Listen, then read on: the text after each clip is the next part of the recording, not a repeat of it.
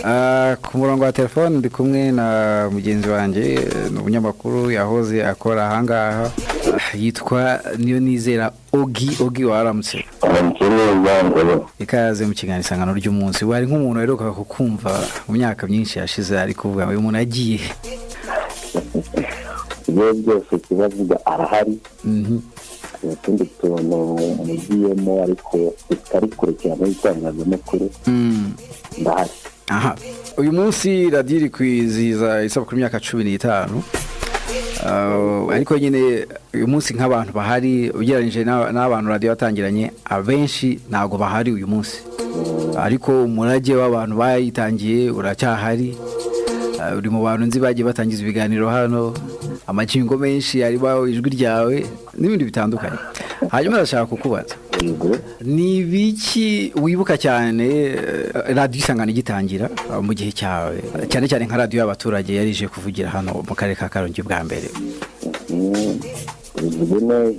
Radio y'abaturage ivugiye ahantu bwa mbere yari ibintu bisa. Ikindi buriya bibagize buriya inyuma radio yatanze imyaka y'2011 uri kumva hashize imyaka 15. Yego ababyibuka neza Karongi icyo gihe ahobora kuvuga ko ari ikiri kivuye.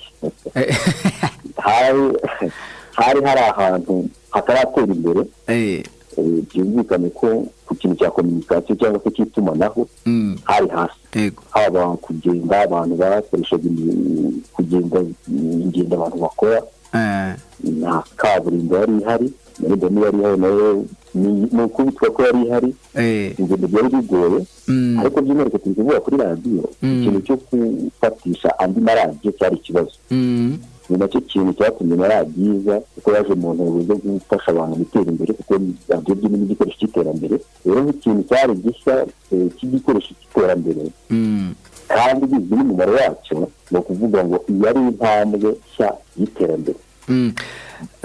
Turi kuvuga imyaka 15. Icyo gihe radio uko yari imeze icyo gihe harimo ibintu byinshi byahindutse, cyane cyane nk'ubu amaradiyo uretse n'iz'abaturage n'izindi urabona ko ziri kugenda zisunga ikoranabuhanga kuruta uko radio wenda yari imeze icyo gihe. Ngira ngo wenda n'abantu ushobora kubasangiza icyo gihe gutegura amakuru byari bimeze bite, gutara inkuru byari bimeze gute, ikiganiro kugitega byari bimeze gute, ugereje no uyu munsi ibiganiro bikorwa harimo itandukaniro rigenda ribaho. Ubibona gute? Itandukaniro ni cyane kubera ko nk'uko bizwi radio y'abaturage yari ije n'ahantu nyine wumva hataratera n'imbere. Ikintu cyo gushaka amakuru cyari kigoye by'umwihariko nk'uko bavuze ko ikoranabuhanga nka internet ya 2011 ntabwo ari iy'ubu. Usanga internet iri ahantu hati kubona amakuru byari bigoye. Ikindi no kuvuga ngo wenda kujya kuri tele nabwo wumve nyine ingendo binavugaga by'uburyo kugenda byari bigoranye. Ubona bwa kwari gukora bakoresha kwitanga hakageraho noneho nabwo bagasaba nyine ko kubintwari ubutwari ugatwaza noneho n'ibintu byari bishya abenshi dutangira rero nabwo abantu bashyashya mu mwuga. Banavuga ko wari umunyamakuru w'umwuga yari Charles Twagiramungu wamenye ko hatazi na tonto umutoza w'abakinnyi ariko n'uwari directeur wa radio nawe yari umunyamakuru w'umwuga kugendera Jerome Rwasa n'umunyamakuru Bashira nawe yari umunyamakuru w'umwuga. Abari batangiye batarabanyamwuga ariko bafite ubushake bavuga ko bari mu maboko meza. Aha, hanyuma barabatoje mutangiye kuvuga abaturage babakiriye gute? Abaturage bakomeje kuvuga ko cyari ikintu gishya. Abantu bari babyishimiye n'ubusanzwe abantu bagize ni ikintu gikomeye cyane mu busanzwe. Ariko mu Rwanda abantu tugira umuco wo guhanahana amakuru tubishingiye mu mvugo. Noneho radio tuzi umumaro wayo noneho yakwegereye karagashya. Abaturage bari bishimiye cyane. Radio baratangiriye hariya mu ipinduro kugira ngo babyibukamo epfo atarahira ubundi. Je naje nyuma yarahavuye naje radio nyuma ariko mu ipinduro yahabona ndahazi niho radio yatangiriye.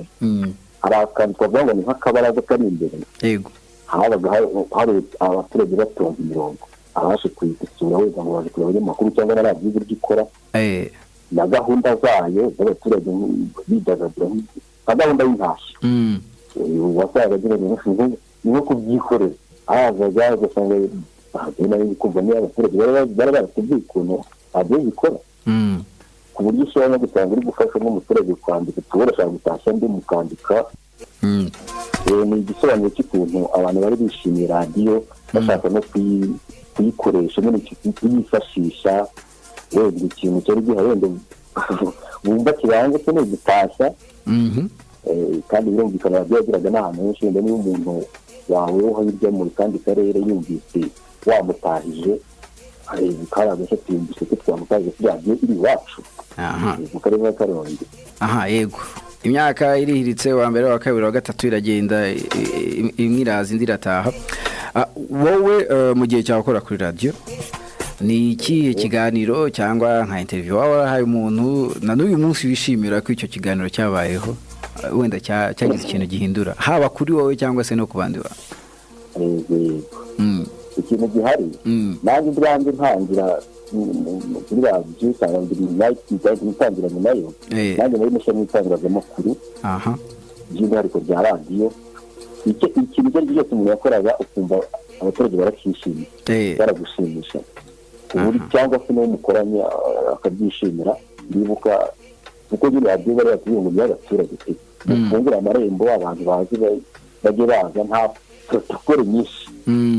Ndibuka ko hari igihe honorable Polisi Denis yageze aza atambutse turavuga ngo nyine yatanga nyine ikigo byaragasa ariko nadusuhuje vuba bimeze bitaharebe mu buryo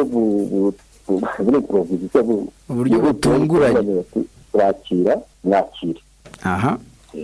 noneho kwa kundi uba Polisi Denis ngira abantu baramuzi n'umuntu wari ufite profile yo hejuru n'ubu kandi nyine afite izina rimereye wa muntu wumvaga gute na gute akantu experience ya mbere yayizi yego hari ukuntu bigenda ariko ukuntu byabaye bakabwira ko byitwayemo neza kandi mu buryo bw'interview bitateguye ariko uvuga ni bya bintu buryo birashoboka bakunda rero ngo ni interview yatanze ikogushimisha yego naragakunze cyane n'ibyo umwanya nawe ukunze cyane kuko ibintu bitunguranye ariko ukabasha kugira icyo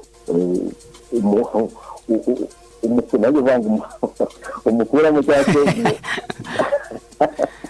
abaza kugira icyo agaragaza kuko tukagira bakumva ukuntu nabo bari kubyakira ndakumva kuko muri kuganira kuva mu Rwanda n'umunyamakuru koko wumvise ari byiza ndavuga ngo hanyuma usubije amaso inyuma ukareba ni uruhe ruhare ubona radiyo Isangano yagize cyane cyane mu guha abaturage ijwi ariko no gufasha mu kubaza abayobozi cyane cyane inshingano muri imyaka 15 imaze ivugira hano by'umwihariko nko mu turere yumvikanamo cyane Karongi, Rutsiro, Nyamasheke?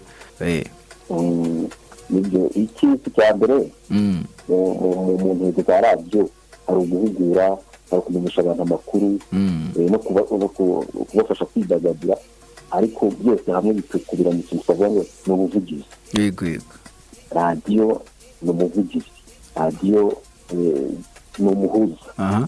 Muri iyo myaka yose rero radiyo nayo byitwayemo neza cyane ko inafite n'akantu keza cyane namwishimira kuvuga ngo umuturage ku isonga. Ubona hari umuturage ku isonga ubona ikomeje kwamushyira nk'uko byatangiye ku mwanya wayo. Iyo numva nk'ikiganiro indorerwamo wumva nk'umuturage yahawe ijambo cyangwa se muri no kumureberera aho bashobora kuba bamuhaye ukuntu numva ikiri muri wa mujyo nubwo nanone igenda nyine mu isi igezweho. Reka mbisome mbisobanure. Radiyo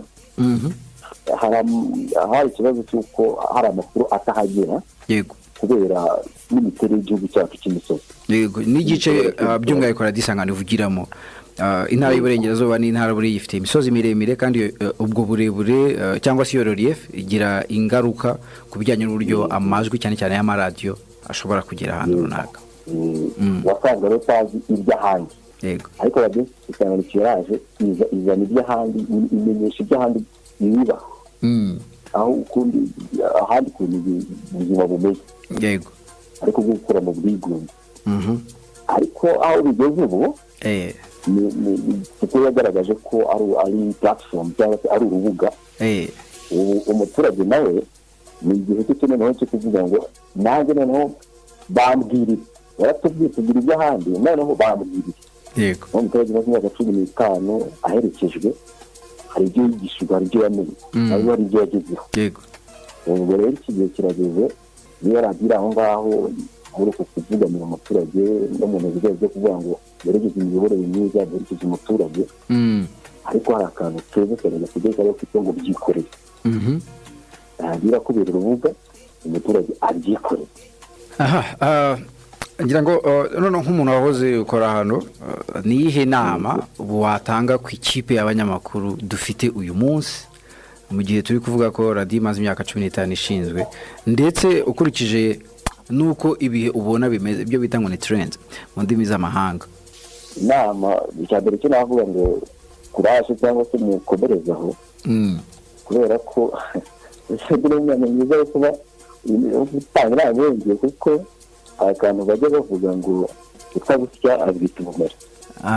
Impamvu mbivuga umuturage twebwe twumva radiyo iki niho byinshi cyane nk'uko bivuze na trend tugendeye no kuri trend ariko ndakeka mutaratangira gukoresha radiyo n'umunyamakuru wa robo baracyari abantu ariko ubwenge buhangana yego ariko bivuga ibyo nyine natwasobwe ko muho mutwara n'amakuru ariko ntekereza iby'umuturage ukuntu baba bishaka byinshi nishyira umwanya we nzi ko muri ikipe n'ingaho waza nk'uko babishaka biracyakora kuri uku ku mubare wanyu tuvuge ngo bahari n'ibyo batanga rwose inkuru ingofero na cyane ko ibyo mbona mukoresha n'ikoranabuhanga umuntu agakurikira kuri YouTube cyangwa se n'izindi mbuga nkoranyambaga nishyira muri uwo mwanya hareba ukuntu abantu babitanze avuga nti rwose